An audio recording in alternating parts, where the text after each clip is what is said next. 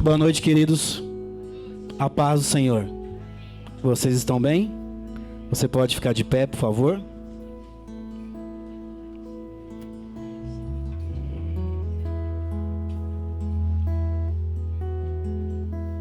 Você pode dar um abraço na pessoa que está do teu lado? Você pode falar para ela que é muito bom estar aqui com ela? Você pode falar para ela que, apesar das dificuldades, das lutas, das batalhas que você tem vivido, é bom estar junto com ela. Diga isso para ela. Fale, é bom estar com você. É bom eu compartilhar esse momento com você. É bom estarmos juntos mais uma vez. Deixarmos tudo lá fora, né? Os problemas, as preocupações, para a gente poder se conectar mais com Deus. Estar aqui é bom, porque nós desligamos tudo que nós temos passado para entregar para o Senhor tudo aquilo que nós queremos entregar para Ele. Eu queria ler para você, querido, uma porção da palavra que está em Salmos 123. Se você puder abrir aí a sua Bíblia, Salmos 123. Diz assim: levanto os meus olhos para o Senhor que habita nos céus, como o servo que olha para o seu Senhor e a serva que olha para as mãos da sua senhora, assim os nossos olhos estão atentos ao Senhor, o nosso Deus, até que tenha misericórdia de nós. Ó Senhor, mostre-nos a sua misericórdia, mostre-nos a sua misericórdia, pois todos os povos nos desprezam.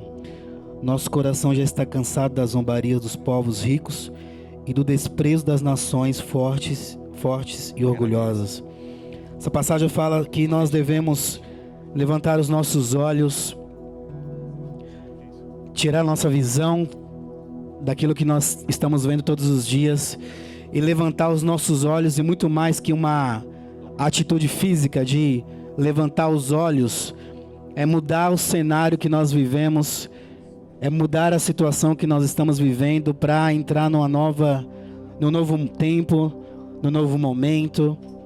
Então, essa porção nos ensina que nós devemos levantar os nossos olhos. Nós devemos tirar a nossa visão do nosso problema. Nós devemos tirar a visão daquilo que está nos impedindo, está nos matando, está roubando a nossa paz com Deus. O Senhor quer nesta noite que nós levantemos os nossos olhos e nós enxergamos com os nossos olhos espirituais aquilo que Ele tem para nós hoje. Diga para a pessoa que está ao teu lado: levante os teus olhos. Pare de olhar para a situação. Pare de olhar para o teu problema.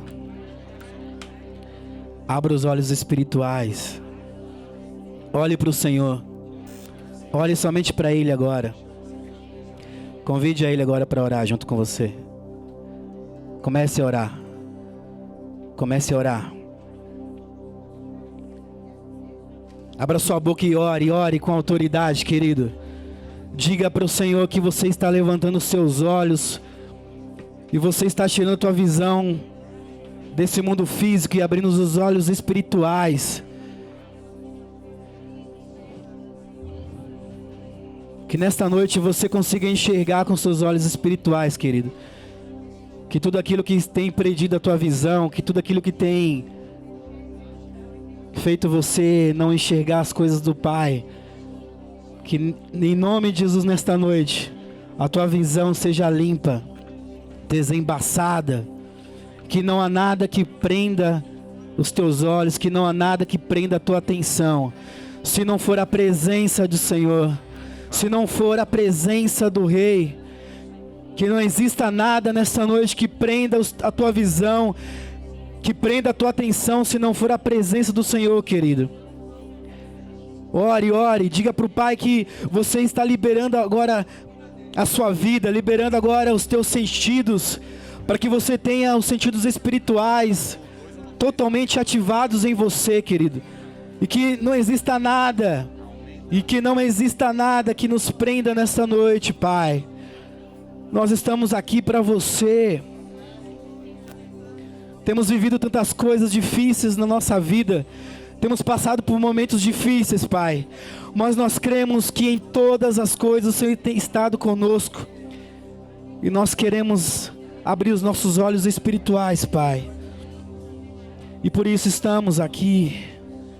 E por isso nós estamos aqui, Senhor. Nós estamos orando, nós queremos, Pai, nos aproximar de você. Porque nós precisamos de você, Senhor. Nós precisamos de você, Senhor. Nós precisamos de você. Nós necessitamos da tua presença. Eu necessito da tua presença, Pai. Eu necessito de você nessa noite, Jesus. Nós queremos que o Senhor venha. Nós precisamos de você. O que mais queremos é você. Limpa a nossa mente, Senhor. Limpa a nossa mente. Tudo aquilo que tem prendido a nossa mente, Pai. Tudo aquilo que tem prendido a minha mente. Limpa nessa noite, Senhor. Nós queremos você aqui. Precisamos de você aqui, Senhor. Tu és bem-vindo. Tu és bem-vindo, tu és desejável neste lugar. Nós te desejamos. Nós te desejamos, Senhor. Tu és bem-vindo aqui em nossos corações. Toma a direção. Deus, fogo consumidor, sem impedimentos, vem face a face, Senhor. Tu és bem-vindo. Tu és bem-vindo aqui em nossos corações. Toma a direção. Deus, fogo consumidor, sem impedimentos, vem face a face, Senhor. Sopra em nós, Espírito, te queremos, Deus. Sopra em nós, Espírito, te queremos, Deus. Tu és bem-vindo aqui. Tu és bem-vindo aqui em nossos corações. Toma a direção. Deus, fogo consumidor. Deus, fogo consumidor, sem impedimentos, vem face a face,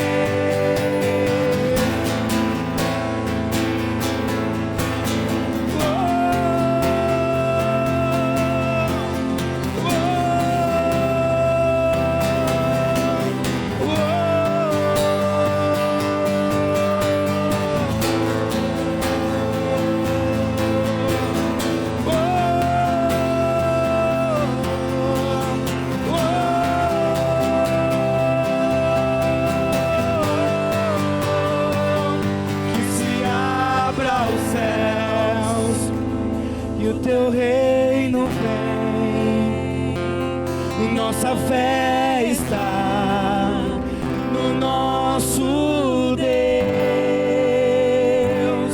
que se abra os céus, o teu reino vem.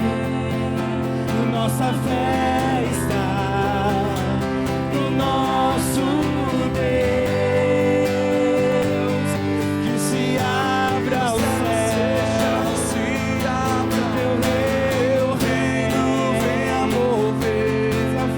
A nossa fé e esperança estão em Deus, grande Deus,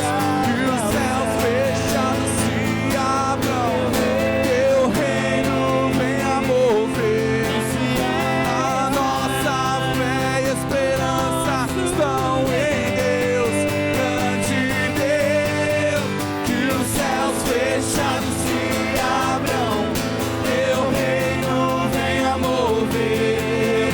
A nossa fé e esperança estão em Deus, grande Deus, que os céus fechados se abram, teu reino venha mover.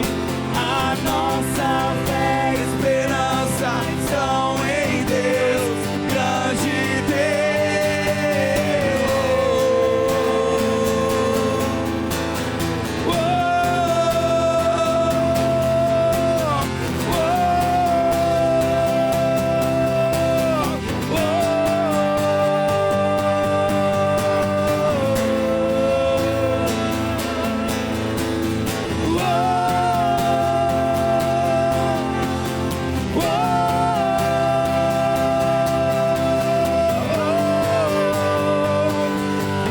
que se abra os céus e o teu reino vem. Nossa fé está no nosso Deus, que se abra os céus e o teu reino vem.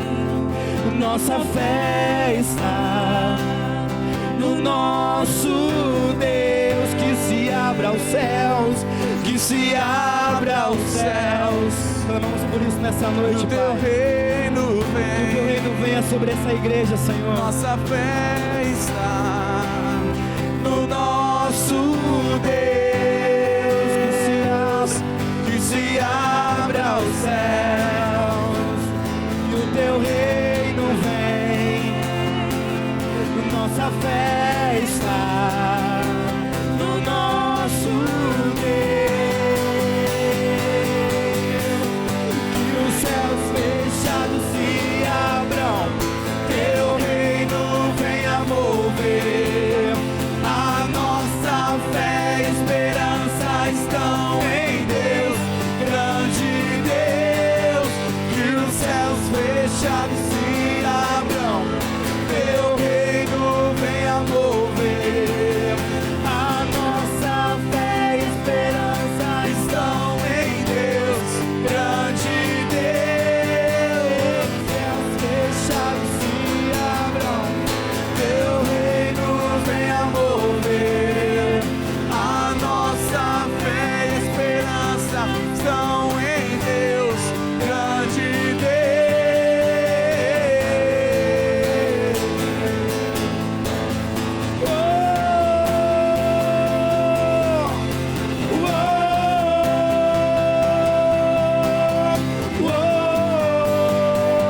Nós clamamos e dizemos, Senhor,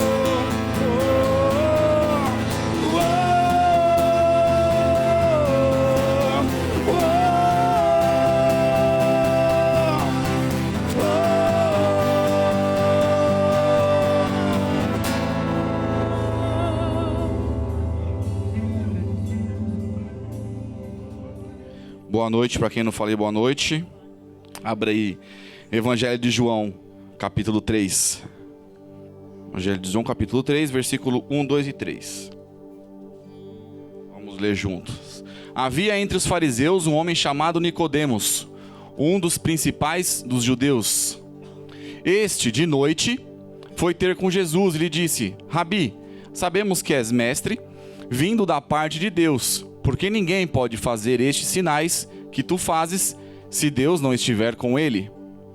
A isto respondeu Jesus: em verdade te digo, que se alguém não nascer de novo, não pode ver o reino de Deus.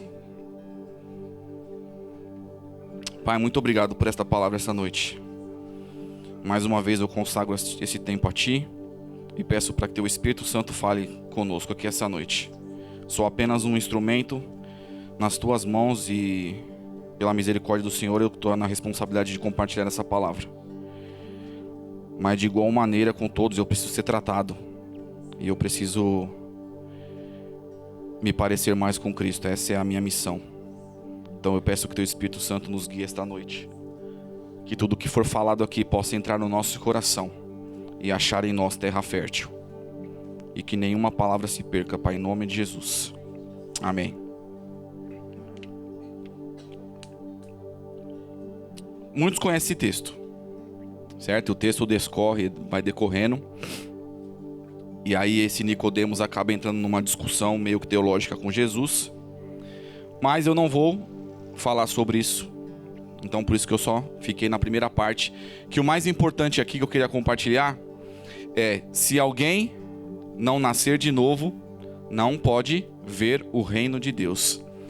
E sempre quando a gente fala sobre esse texto, automaticamente já vem aquela ideia do batismo. Então nascer de novo, porque depois ele fala: quem não nascer da água, quem não nascer do Espírito, não pode entrar no reino de Deus. Então a gente associa esse texto com o batismo. Então quer dizer, se eu não for batizado, eu não vou fazer parte, não sei o que. Aí entra aquelas discussões, não sei o que. Mas eu não queria falar sobre isso. O que eu quero atentar é o seguinte, só para vocês entenderem o contexto do que estava acontecendo naquele dia. Tem uma versão em uma das versões fala que Nicodemos não era simplesmente o maior entre os judeus. Diz que ele trabalhava como se fosse a suprema corte dos judeus. Ou seja, ele era um cara muito estudado, muito intelectual. Ele era muito inteligente, ele era uma referência entre os judeus e entre os fariseus. Então não era simplesmente só dentro do povo dos judeus, mas dentro do povo dos judeus existia uma parte, vamos dizer assim, uma parte seleta, que eram os fariseus, que eles eram, entre aspas, inalcançáveis. Nada que você faria ou fizesse podia chegar aos pés do que eles já faziam. Então, além disso, ele era o líder sobre esses. Ou seja, ele era muito bom na questão de religião, de conhecimento. E todo mundo sabe que naquela época os fariseus odiavam Jesus, certo? Se você for ler a história de Jesus, os evangelhos, você vai ver que sempre existiu uma briga entre eles, entre Jesus e os fariseus.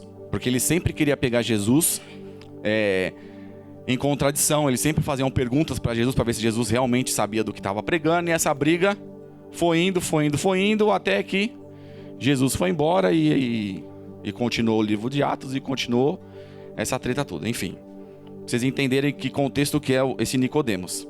E aí fala na Bíblia que de noite ele foi se encontrar com Jesus. Tem uma outra versão que ele fala que ele foi no meio da noite, na calada da noite. Ou seja, era um momento que ninguém estava vendo. Por quê? Porque ele não podia ser visto com Jesus. Porque ele era o chefe. Então imagina o chefe chegando até Jesus e conversando com ele. Imagina a moral que ele ia ter amanhã de levantar alguma coisa sobre Jesus. E quem teria visto não ia dar moral para ele, certo? Então imagina a situação. E aí ele chega na calada da noite, na surdina. E a primeira coisa que ele faz é reconhecer que Jesus é mestre. Já começou aí já o negócio.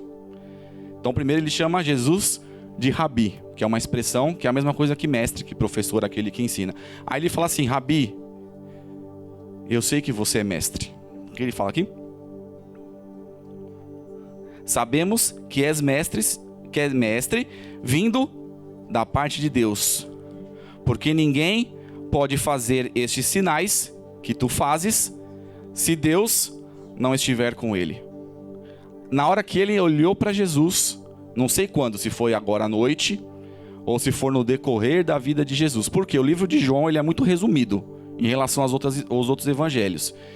Ele já começa no livro 1, no capítulo 1, bem resumido. Então no 3, Jesus já estava fazendo coisa há muito tempo já.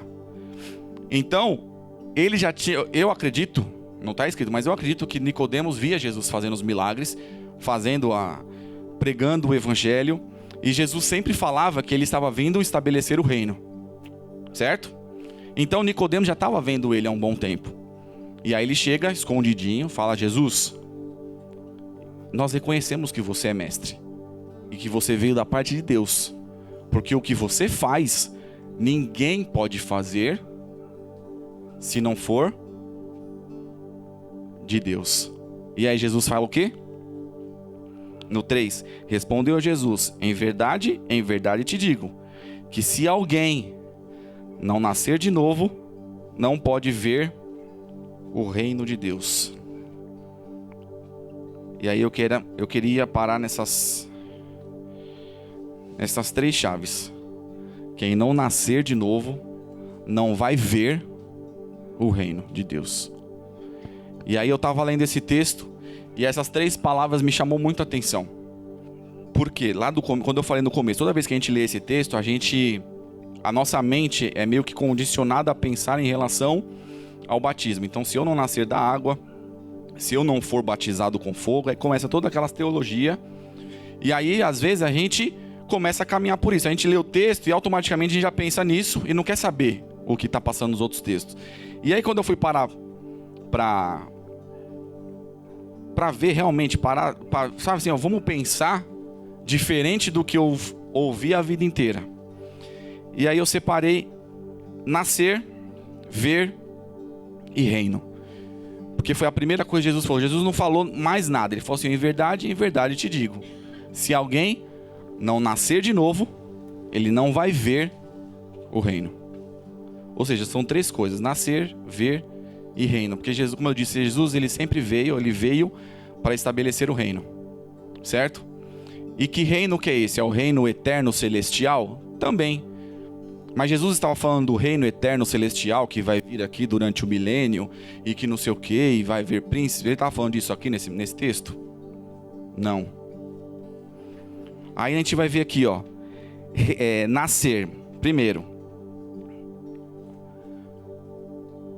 trazer ao seu modo de vida. Ou seja, Jesus está falando algo com Nicodemos assim, ó: se ninguém vier a ser como eu sou, ou seja, Jesus está chamando Nicodemos para se transformar como ele é.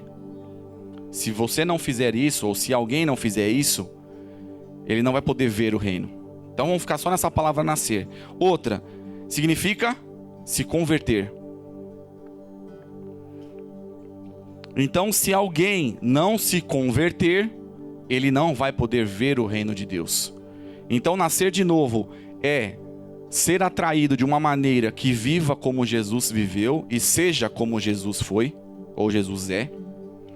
Se converter. E outra, Deus transformando pessoas em filho através da fé. Quer dizer esse nascer. Ou seja, além de você ficar próximo e se tornar igual a Cristo, você se converte dos seus caminhos, porque converter é você ir numa direção, parar e ir em outra, isso é conversão.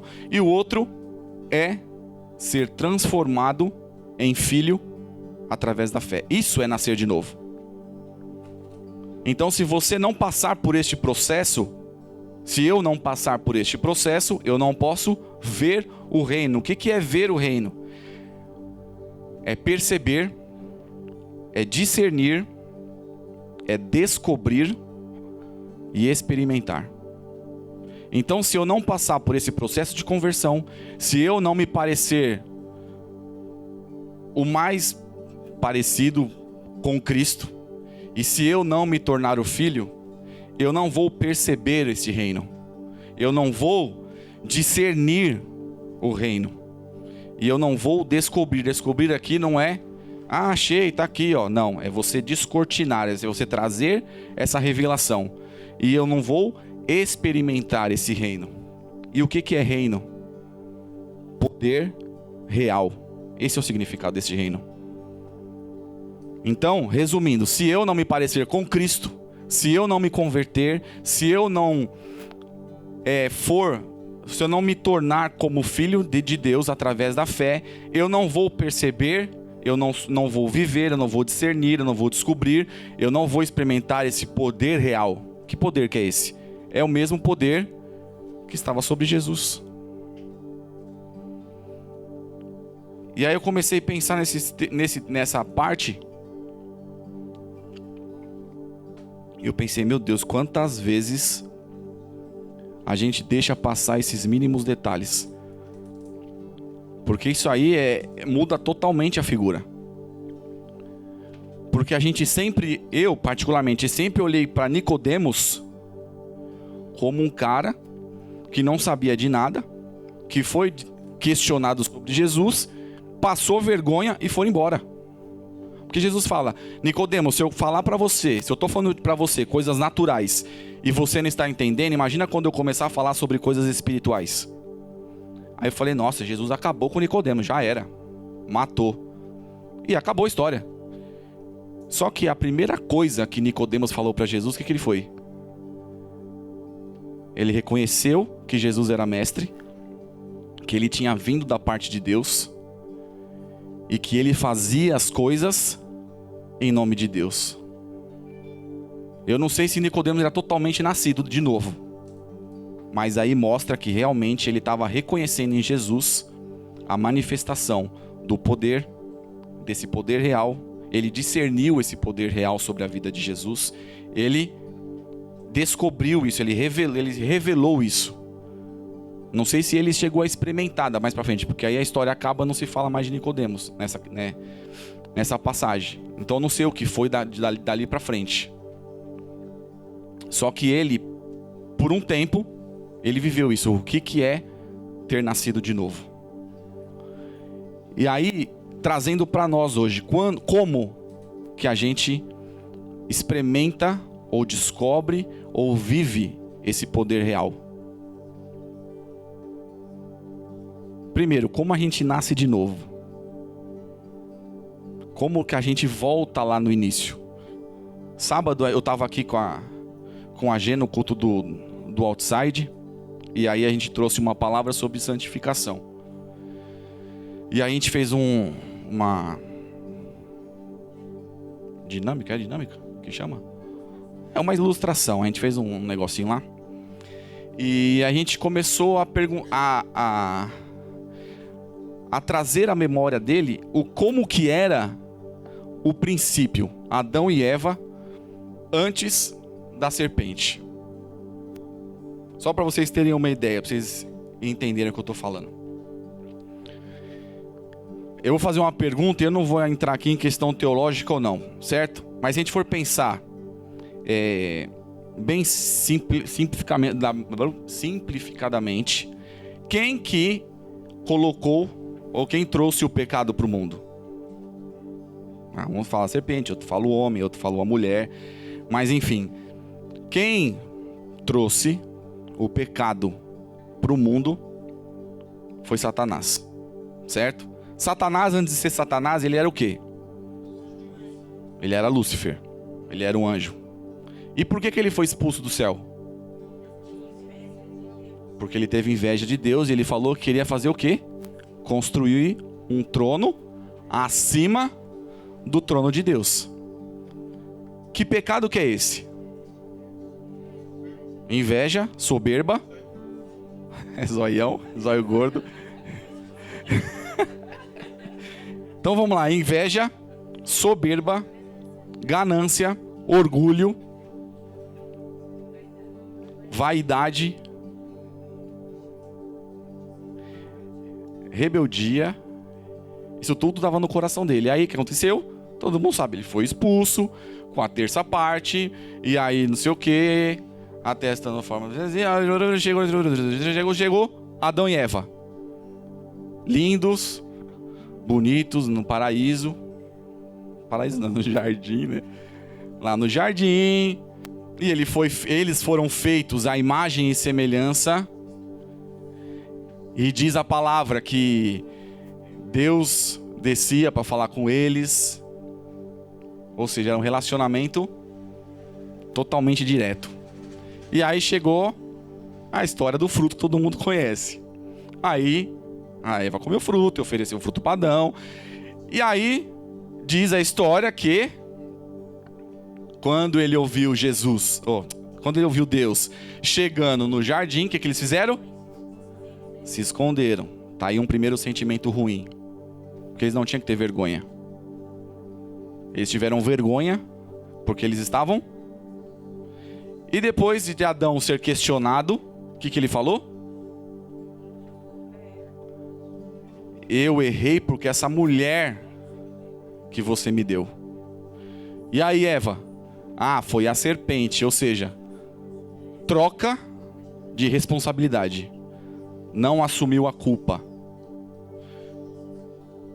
E aí, antes disso, antes de comer, Deus falou o que para eles? Não coma, porque no dia que você comer, você certamente morrerá. A serpente foi lá e torceu a verdade. E eles cresceram o olho, foi olho gordo. E falou, não, eu vou comer porque eu quero ser igual a eles. É o mesmo pecado ou não? Soberba, orgulho, vaidade. E infelizmente, hoje, em pleno século 21, 2019, nós manifestamos os mesmos pecados que Adão e Eva. Sabe por quê? Que eu estou te fazendo pensar nisso? Porque sábado, eu não esqueci não, estou falando de sábado. Sábado eu fui falar isso com os adolescentes.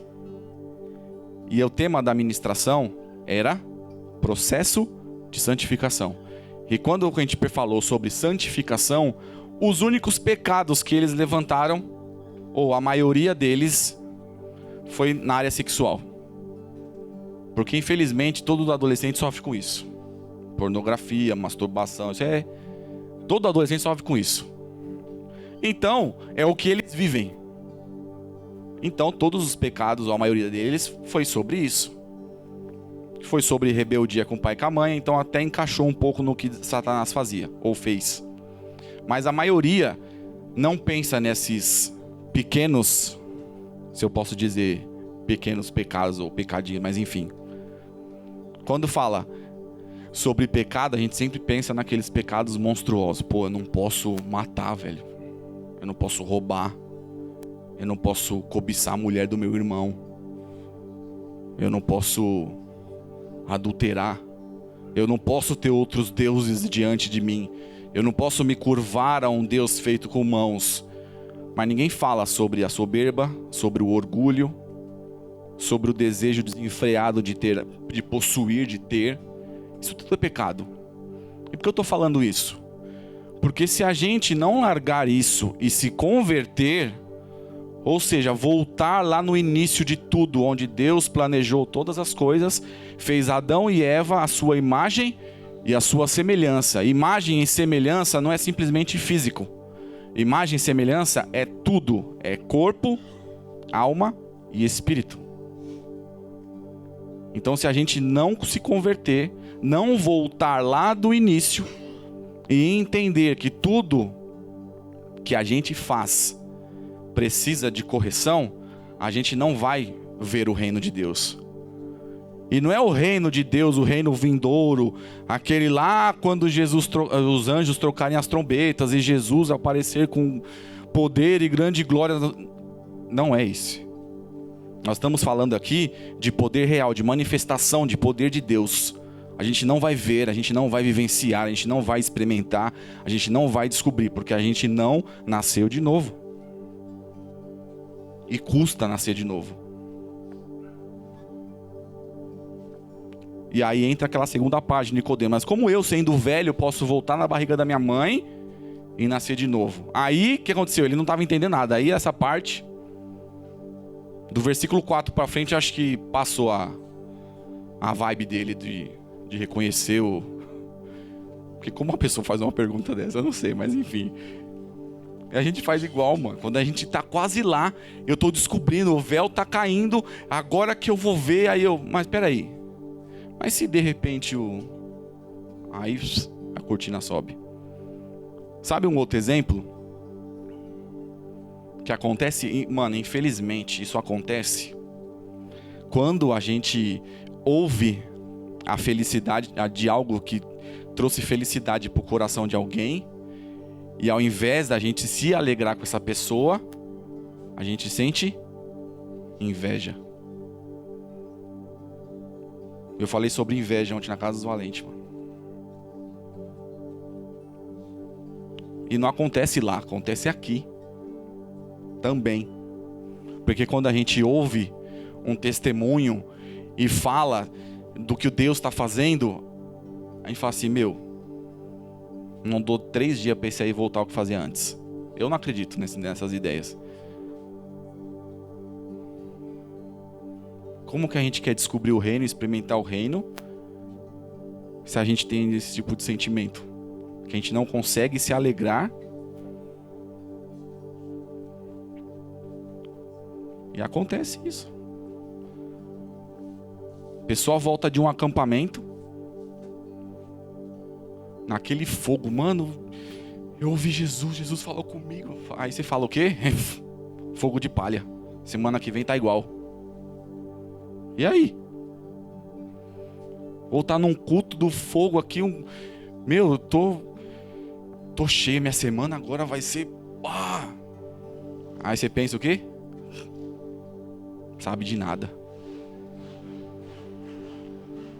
E nós estamos falando de pessoas que se veem pelo menos 3 vezes por semana. Não é um desconhecido. Não que inveja de desconhecido seja menos pior, mas enfim, vocês estão me entendendo. É eu ter maldade no coração em relação à vida do Gilmar. Não pode ter. O que eu desejo para mim é o que eu tenho que desejar para ele. E como que eu quero descobrir o reino, como que eu quero desvendar esse reino, como eu quero experimentar esse poder vivo que vem de Jesus e que através do Espírito Santo pode ser revelado através de mim também, tendo esse tipo de sentimento. Ou manifestando o que Satanás manifesta e não o que Jesus manifesta. Porque eu li aqui, ó, nascer de novo é ser trazido ao mesmo modo de vida que Jesus. Então, se eu não estou parecendo com Cristo, eu não vou nunca nascer de novo e eu não vou revelar o poder. Estão me entendendo? E é tenso isso. E aí no próprio sábado a gente fez uma dinâmica e a gente mostrou que como a gente usou um copo de água para dizer que Jesus fez as coisas limpas e depois começou a tacar um monte de coisa lá dentro. A gente pegou aqueles biscoitos de polvilho, deu um pedacinho para cada um e eles foram jogando no copo. Aí eu falei assim, ó, vocês vêm aqui e vocês vão reconhecer na vida de vocês o que vocês acham que é errado, que é esse sentimento ruim que a gente traz.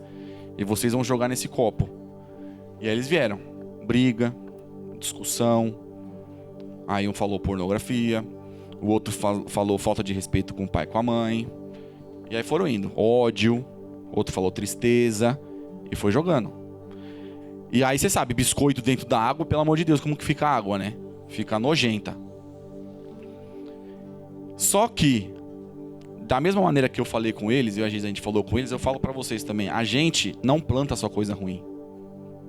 Amém ou não? Nós semeamos coisas boas, sim ou não? Eu creio que o Espírito Santo que age em nós, nos faz fazer coisas boas. Ou manifestar coisas boas, sim ou não? E da mesma maneira, os adolescentes foram desafiados, não mais com o biscoito, mas com um copinho de água limpa. E começou a encher o copo. Ah, isso aqui, ó, é um abraço. Isso aqui é uma palavra que a gente ouve no culto. E foi colocando.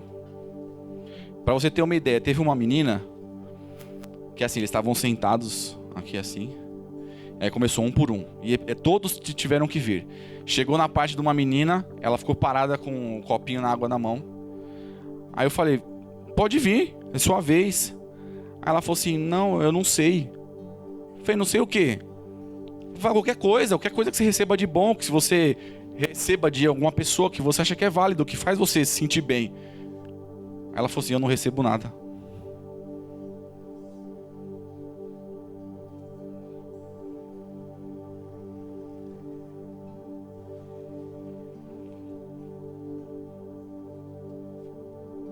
Como pode uma menina, seus 14, 15 anos, não conseguir participar de uma dinâmica porque ela não recebe nada? Aí a Geisa foi lá, abraçou ela, ficou abraçado com ela um tempinho. Aí ela veio aqui, falou carinho, jogou. Talvez aquele abraço que a Geisa foi o único que ela ganhou na semana, não sei. Aí como pode? Aí lá vai eu de novo. Como pode a gente aqui dentro querendo descortinar o poder real de Jesus? Se tem pessoa aqui dentro que está aqui com a gente, que vem aqui e não tem recebido nada de manifestação de amor. Alguma coisa tem que mudar, a começar de mim.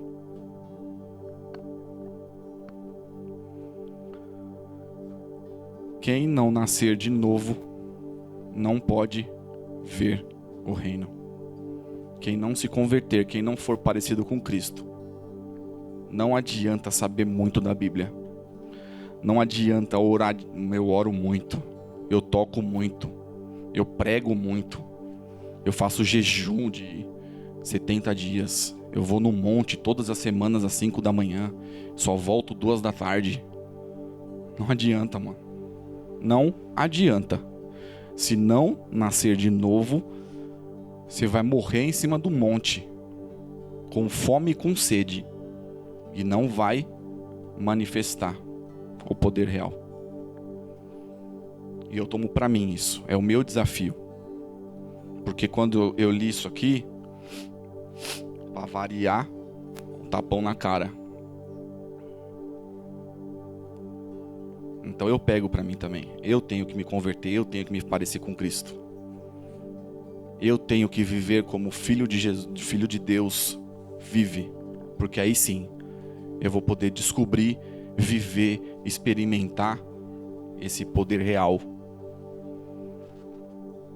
que vem através de Jesus, que vem de Jesus através do Espírito Santo. Amém? Feche seus olhos um pouquinho. Eu queria que você orasse.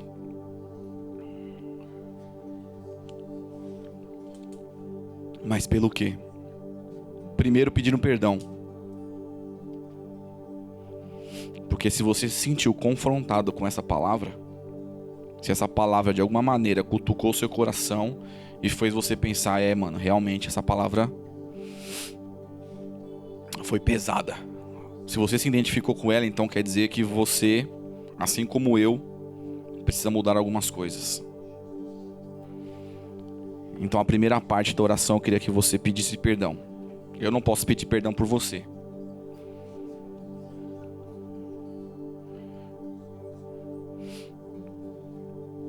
Mas eu queria que você de alguma maneira reconhecesse. Fala, Pai, me perdoa. Porque eu tenho que mudar, eu tenho que melhorar. Como eu falei, a gente planta, semeia coisas boas. Lógico que semeia coisas boas. Mas se a gente semear 99 coisas boas e uma ruim, nós temos que mudar essa ruim. Não é que não serve nada. Se a gente manifesta 99 boa e uma ruim, essa ruim tem que ser mudada. Não é porque eu faço 99 boas que eu vou relevar essa uma ruim. Eu preciso mudar essa ruim.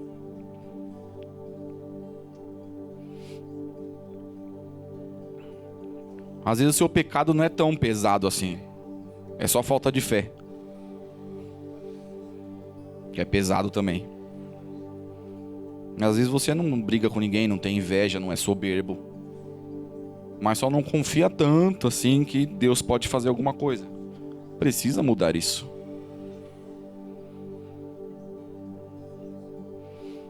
Todos nós temos algo que precisa mudar, então peça perdão. Se você reconheceu algo, confesse também.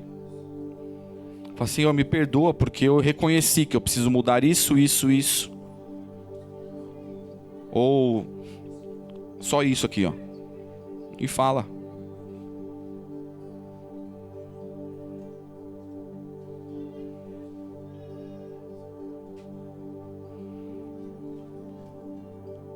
A segunda parte da oração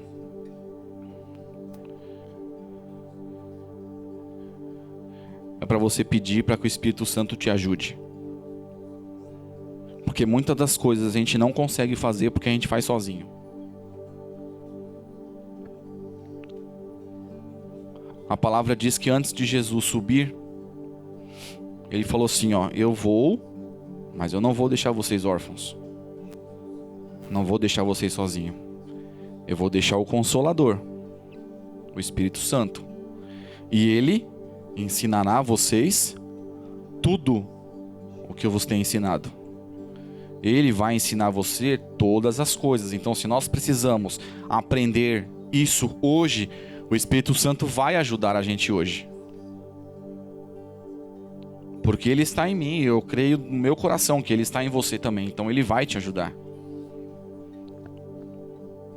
Mas a gente erra por muitas vezes por fazer as coisas sozinho, como eu disse. A gente não quer ouvir ele. Ou não faz tão parecido como ele fala. Então peça para que o Espírito Santo te ajude. Fala, Espírito Santo, me ajude. Me ajude a amar mais, a perdoar mais, a ter mais fé, a ter mais paciência, a ter mais domínio próprio. Me ajude a ouvir mais. Me ajude a falar mais. Porque às vezes você precisa abrir a sua boca e falar e você não abre, não fala. Então peça para que o Espírito Santo tome conta de você nesse tempo. Fala, Espírito Santo, me ajuda. Você me conhece mais do que eu mesmo. E eu preciso da sua ajuda.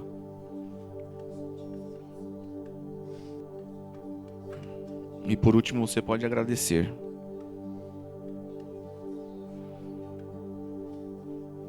Pelo amor dele, pela bondade dele, pela misericórdia dele. Agradecer pelo cuidado, pela correção. Agradecer pela salvação, pela remissão.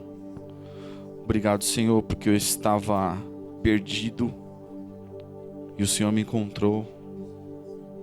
Obrigado porque eu não tinha perspectiva nenhuma de vida e o Senhor trouxe de novo sonhos, visão, esperança. Obrigado pela minha família, pela minha casa. Obrigado porque o Senhor tem suprido as minhas necessidades. Obrigado porque o Senhor prometeu que estaria conosco todos os dias. Porque o Senhor falou que no mundo a gente teria aflição, mas era para a gente ter bom ânimo. Porque o Senhor já tem vencido o mundo. Obrigado porque o Senhor é o nosso pastor e por isso nada nos falta. Obrigado porque a gente pode levantar os nossos olhos e encontrar socorro em Ti. Obrigado pelo Teu amor que nunca vai se afastar. Mesmo que eu tente me esconder, o Seu amor vai me encontrar. Nada nesse mundo pode nos separar do Teu amor, Jesus. Muito obrigado, agradeça. Obrigado por esta noite, obrigado pelos meus irmãos. Obrigado por esta palavra, obrigado pela Tua palavra, que é viva e que é eficaz. E toda vez que a gente abre ela e lê e medita nela, ela traz uma verdade, ela traz vida em nós. Muito obrigado por esta palavra, Pai. Muito obrigado porque o Senhor não desiste. E todos os dias a sua misericórdia se renova sobre nós. E muito obrigado porque todos os dias o Senhor está de braços abertos nos esperando. Muito obrigado porque nós acordamos todos os dias do teu lado. Muitos precisam voltar todos os dias, mas muitos permanecem. E obrigado porque tudo que o Senhor tem, o Senhor repartiu com a gente. Muito obrigado pela minha vida, pela minha aliança que eu tenho contigo. Muito obrigado por Jesus. Muito obrigado pela cruz que nos trouxe redenção. Muito obrigado porque através de Jesus Cristo nós temos acesso. Muito obrigado, Senhor, porque nós como pessoas, como humanos, temos grandes tendências de pecar, mas mesmo assim o Senhor nos ama e nos abraça. E nós temos Jesus, o nosso advogado. Nós temos o Espírito Santo que traduz tudo aquilo que está no meu coração e no nosso coração para que o Senhor entenda. Porque às vezes a gente fala e não sabe como se expressar, e vem o Espírito Santo e traduz tudo. Muito obrigado, Pai, por isso. O Senhor é perfeito, perfeito, perfeito em tudo que o Senhor fez, em tudo que o Senhor faz. O Senhor é maravilhoso, Pai. Muito obrigado. Eu quero te agradecer, Pai, por esta noite, por este tempo, pelas pessoas que estão aqui, pelos nossos irmãos que estão fora, por diversos motivos. Que o teu amor os alcance também, Pai. Que a tua graça, a tua bondade, a tua misericórdia os alcance também. Que da mesma maneira que nós somos tratados aqui com amor, eles sejam tratados com amor também. E que eles sintam a tua presença onde eles estejam, Pai. A ti toda a honra e toda a glória para sempre. Em nome de Jesus. Amém. Amém, irmãos. Essa mesma menina, depois que viu aquele copo sujo, cheio de tranqueira dentro, ela levantou a mão no meio da administração e falou assim: eu posso fazer uma pergunta? Lógico que pode, fala aí. Como tornar a minha vida limpa de novo?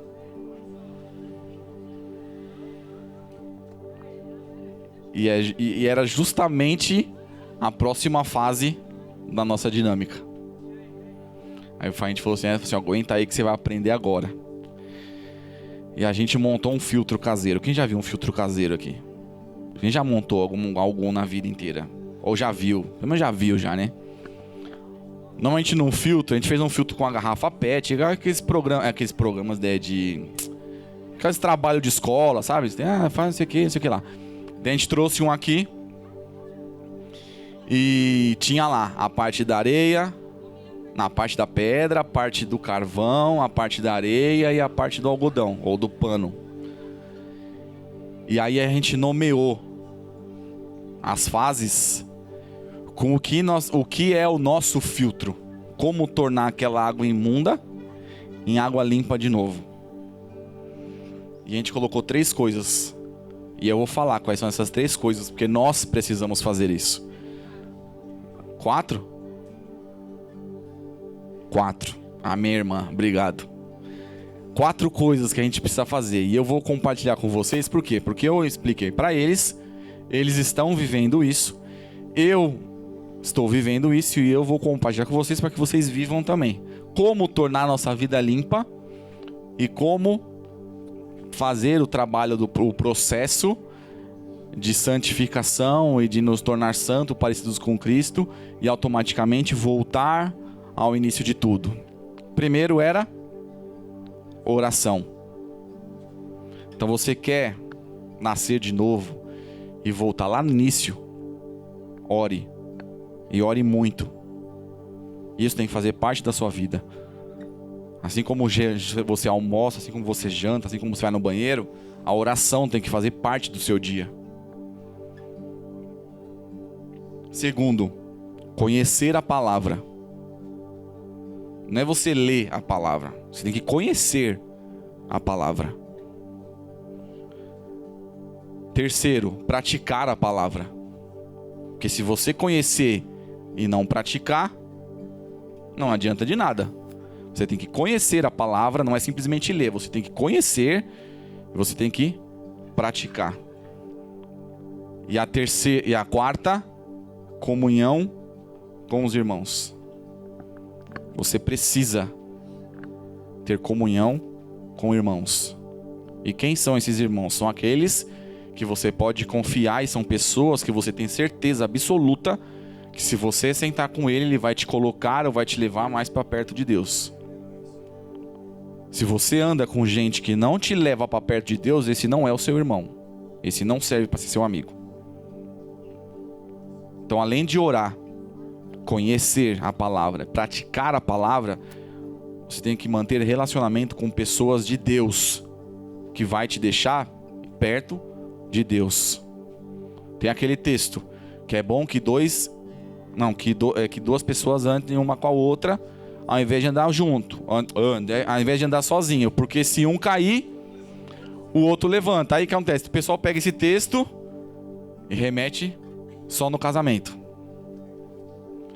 Mas nós precisamos de amigos, porque quando um tiver lá meio down, igual eu falo pros meninos, o outro vai te levantar. Quando você tiver frio na fé ou meio desanimado, você tem certeza que ele vai estar do seu lado, te animando, te trazendo palavras que vai alegrar o seu coração e vai te levantar. Essa é a missão da vida. Certo? Então não esqueça, para voltar lá no início, tem solução sim. Não é tão fácil, mas não é impossível. Se praticar, dá certo. É igual quando você tá meio gordinho, você quer ficar magro. Você não tem como ficar magro da noite por dia. É um processo. Certo? Então, voltar ao início é um processo. Oração, conhecimento da palavra, a prática da palavra e comunhão com gente que realmente tem Deus no coração. Certo? Amém? Então, você que não cumprimentou 78 pessoas hoje, levanta, cumprimenta. Cumprimenta o irmão que está na fila de trás, na fila do fundo, na fila do lado e na fila lá do café. Amém, irmãos? Vão na paz, Deus abençoe e domingo a gente se vê.